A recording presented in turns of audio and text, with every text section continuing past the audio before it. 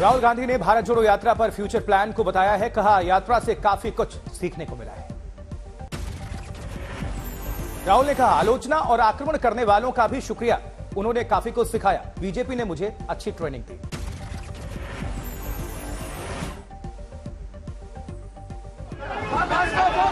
मैं भारत जोड़ो यात्रा कर रहा हूं, ठीक है। अब सरकार चाहती है कि मैं बीपी गाड़ी में भारत जोड़ो यात्रा करूं। कहते हैं आपका प्रोटोकॉल है कि आप हमें तंग मत करो, आप बुलेट प्रूफ गाड़ी में बैठ के कन्याकुमारी से कश्मीर तक चलो। चीन मुद्दे पर भी राहुल ने मोदी सरकार को घेरा। कहा, सरहद पर हालात खराब है।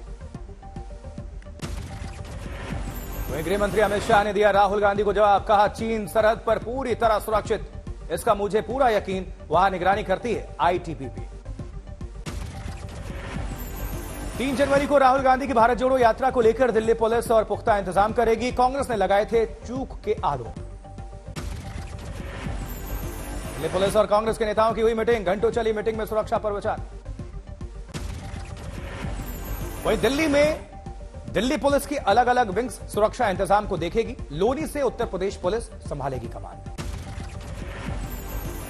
कांग्रेस प्रवक्ता रणदीप सुरजेवाला ने अमित शाह से किया सवाल। बीजेपी की 1.5 लाख करोड़ की सुजलाम सुफलाम योजना का क्या हुआ, जिसके तहत सभी सिंचाई परियोजनाओं को साल 2023 तक पूरा किया जाना था।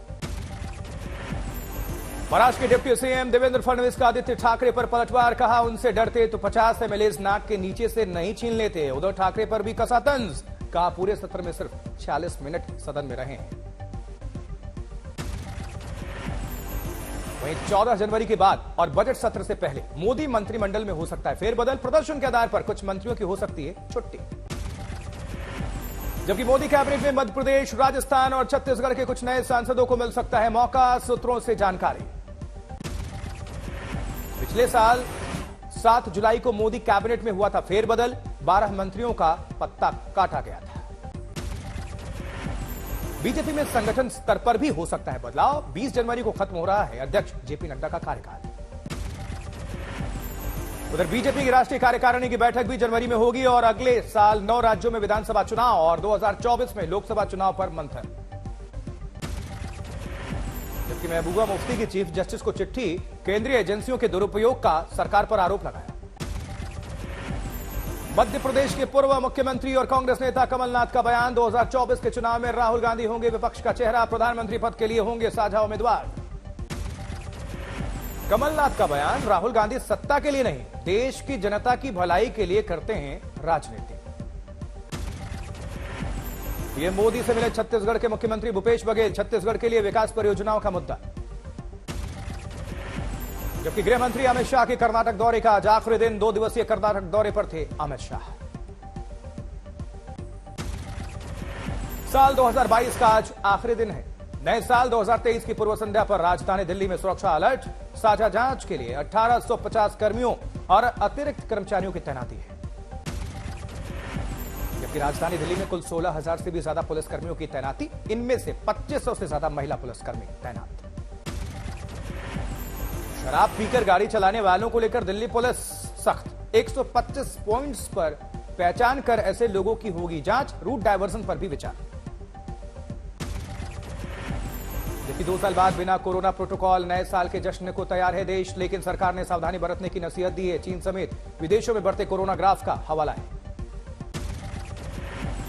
नए साल के मद्देनजर मुंबई में भी सुरक्षा हाई अलर्ट पर। 11,500 से अधिक सुरक्षा कर्मियों की तैनाती। मुंबई में 10,000 पुलिस कांस्टेबल्स, 1500 अधिकारी, 25 पुलिस उपायुक्त और 7 अतिरिक्त पुलिस आयुक्त की तैनाती। 46 आरपीएफ प्लाटून और 15 क्यूआरटी दस्ते भी तैयार। मुंबई में आज दोपहर 2 बजे के बाद गेटवे ऑफ इंडिया से नहीं चलेगी कोई नाव। ड्रंक एंड ड्राइविंग पर खासा सख्ती। उत्तर प्रदेश पुलिस ने न्यू ईयर इवेंट को लेकर जारी किया निर्देश। महत्वपूर्ण चौराहों, शॉपिंग मॉल, घाट और पिकनिक स्पॉट पर पर्याप्त संख्या में पुलिस बल की तैनाती। जबकि मथुरा में श्री कृष्ण जन्मभूमि विवाद के बीच नए साल को लेकर सुरक्षा सख्त। भीड़ नहीं जुटने देने की बरती जा रही है सावधानी। मुंबई में नए साल के जश्न की तैयारी। नवी मुंबई से रायगढ़ तक जाम के हालात। नए साल के जश्न को लेकर कुल्लू में बड़ी सैलानियों की भीड़। जाम का दिखा मंजर।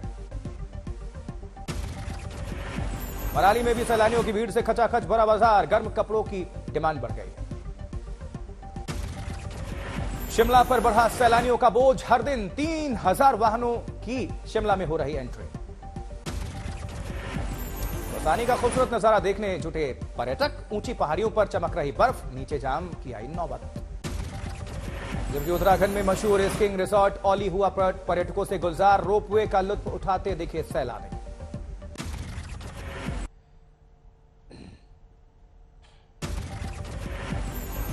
हिमाचल के चंबा में जमकर बर्फबारी, हर तरफ बिछी सफेदी, सड़कों पर बर्फ की मोटी परत जमने से राहगीरों की बड़ी मुसीबत।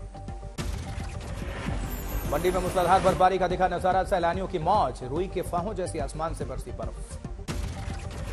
ग्रास में जमकर बर्फबारी, सड़कों पर जमी बर्फ की मोटी परत, हर तरफ बिछी सफेद बर्फ की चादर।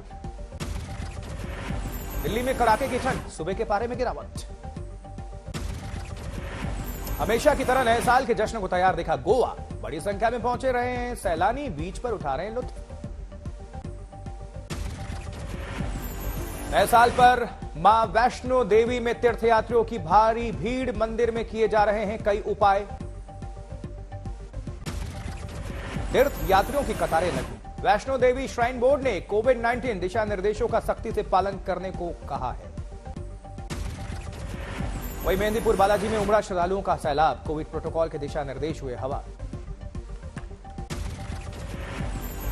इस बीच बेंगलुरु पुलिस, नए साल पर अलर्ट, जारी की गई नई गाइडलाइंस। दिल्ली समेत कई राज्यों में रहेगा शीतलहर का प्रकोप, नए साल में सर्दी के सितम से होगा सामना। क्रिकेटर ऋषभ पंत की हालत अब ठीक है, देहरादून से किए जा सकते हैं शिफ्ट। ऋषभ पंत की गाड़ी के एक्सीडेंट स्थल पर फॉरेंसिक टीम ने की जांच। ऋषभ पंत से मिलने गई दिल्ली क्रिकेट एसोसिएशन की टीम, डायरेक्टर श्याम शर्मा ने की मुलाकात। ऋषभ के पैर में फ्रैक्चर, घुटने और माथे पर भी चोट। देहरादून के अस्पताल में इलाज जारी है, कल हुआ था भीषण हादसा। रुड़की के पास डिवाइडर से टक्कर में धू धू कर जल उठी थी ऋषभ पंत की मर्सिडीज कार। पुलिस के मुताबिक पंत नींद आने की वजह से हादसा होने की जानकारी। अनिल कपूर और अनुपम खेर ने की पंत से मुलाकात, दी शुभकामनाएं। जबकि बारामती के पास ट्रिप से लौट रही स्कूली छात्राओं की बस हादसे की शिकार, पुल से नीचे गिरी बस से 24 छात्राएं घायल। 3 की हालत नाजुक बताई जा रही है। शिरडी और औरंगाबाद के ट्रिप से लौट रही थी ये बस। नवसारी नेशनल हाईवे 48 पर हादसा, 8 की मौत, फॉर्च्यूनर कार और बस के बीच जोरदार टक्कर, कार में सवार सभी लोगों की मौत हो गई। औरैया में नदी की रेलिंग तोड़कर कार नदी में गिरी, 1 की मौत। जबकि मुंबई में पाइपलाइन फट गई, लोगों के घर में घुस गया पानी। वाराणसी में गंगा आरती के दौरान घाट का एक हिस्सा धंस गया, टला बड़ा हादसा। प्राचीन दशाश्वमेध घाट पर बीती रात मची अफरा तफरी, किसी तरह के जानमाल का नुकसान नहीं, राहत की बात। छपरा में नकली शराब कांड में मास्टरमाइंड दिल्ली से गिरफ्तार हुआ है, कई मौतें हुई थी। लातेहार में जंगली हाथियों का आतंक जारी है, कई घर तोड़ दिए। नमक्कल में पटाखा कारोबारी के घर में आग, 4 लोगों की मौत।